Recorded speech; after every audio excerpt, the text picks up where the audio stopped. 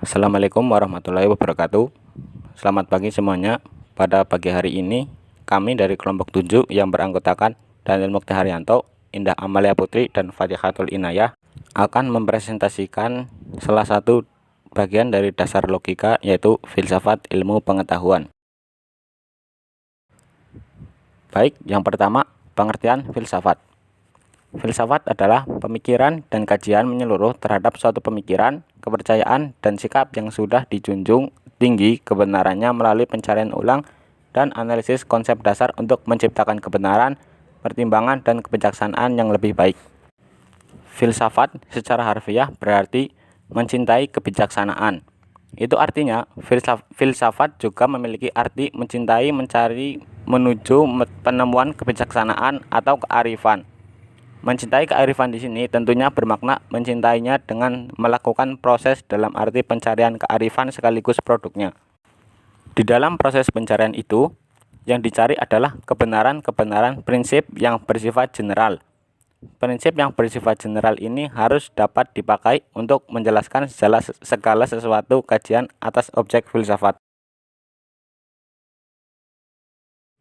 Sejarah filsafat ilmu pengetahuan. Dalam sejarah filsafat terbagi atas 5 zaman, antara lain Yunani klasik, skolastik, pertengahan, modern, dan kontemporer. 5 zaman di atas adalah zaman yang dimana sangat mempengaruhi perkembangan ilmu pengetahuan atau filsafat. Karena filsafat merupakan bapak dari semua ilmu pengetahuan. Jadi bisa juga dikatakan bahwa di mana pertama kali ilmu pengetahuan didapatkan, maka di saat itu pula filsafat juga didapatkan. Dari 5 zaman di atas akan dijelaskan mulai dari zaman Yunani klasik hingga zaman kontemporer. 1. Yunani klasik. Pada zaman ini, pengetahuan belum dianggap sebagai ilmu pengetahuan, hanya sebatas pengetahuan, dan pengetahuan dari zaman ini pun didapat dari mitos-mitos atau legenda. Lalu mereka mencari prinsip kehidupan. Dari sinilah banyak filosof yang mengambil pendapat tentang asal-usul manusia. 2. Skolastik. Pada zaman ini, tema sentralnya adalah mencoba merasionalkan pengetahuan dari zaman Yunani kuno. Jadi, pada zaman skolastik, semua pengetahuan dari zaman sebelumnya akan dirasionalkan, dan dari sinilah semua pengetahuan yang telah dirasionalkan dianggap menjadi ilmu pengetahuan. Dari zaman ini pula terdapat pemikir-pemikir yang menyampaikan pemikirannya dengan banyak hal seperti Socrates yang mengeluarkan sebuah pemikiran tentang dialektika atau tata cara dalam berbicara. Selanjutnya adalah Plato mengeluarkan pemikiran tentang ide-ide. 3. Pertengahan. Pada zaman ini bisa juga dikatakan dengan kelam filsafat karena otoritas gereja.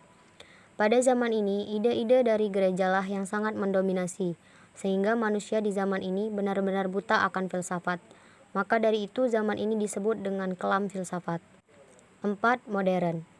Pada zaman ini bisa juga dikatakan dengan Renaissance atau pencerahan yang bertema mengembalikan manusia menjadi manusia atau mengembalikan berpikir manusia.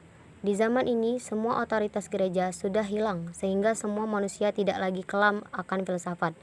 Dan dari sini pula semua ilmu-ilmu yang ditanamkan dari zaman sebelumnya dikembangkan. Sehingga dari ilmu pengetahuan timbullah ilmu pengetahuan baru atau ilmu pengetahuan yang berdiri sendiri. 5. Kontemporer. Filsafat memiliki 3 ciri utama, yaitu 1. Universal adalah pemikiran yang luas dan tidak aspek tertentu saja. Yang kedua, radikal, yaitu pemikiran yang dalam sampai kepada hasil yang fundamental dan esensial. Yang ketiga, sistematis, yaitu mengikuti pola dan metode fikir yang runtut dan logis meskipun spekulatif. Kegunaan dan manfaat filsafat ilmu pengetahuan. Filsafat adalah kunci dari semua ilmu. Pernyataan itu akan memberikan banyak jawaban dari pertanyaan perihal kegunaan filsafat. Tanpa pertanyaan filosofis, tidak akan ada persoalan yang harus dipecahkan dan menjadi ilmu yang berguna bagi kehidupan manusia. Contoh manfaat lainnya adalah bagaimana filsafat ilmu membentuk ilmu pengetahuan yang berawal dari hipotesis semata, lalu berkembang menjadi tesis yang dapat dipertanggungjawabkan. sehingga menjadi hukum yang terbukti memiliki fakta yang sama kapanpun, dimanapun, dan dalam konteks apapun. Contoh hukum energi dalam fisika.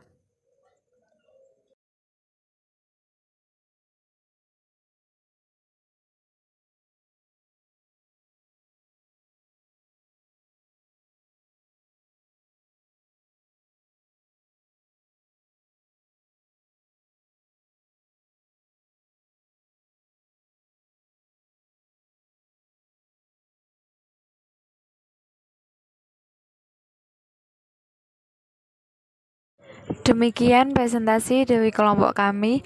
Mohon maaf jika ada salah-salah kata. Wassalamualaikum warahmatullahi wabarakatuh.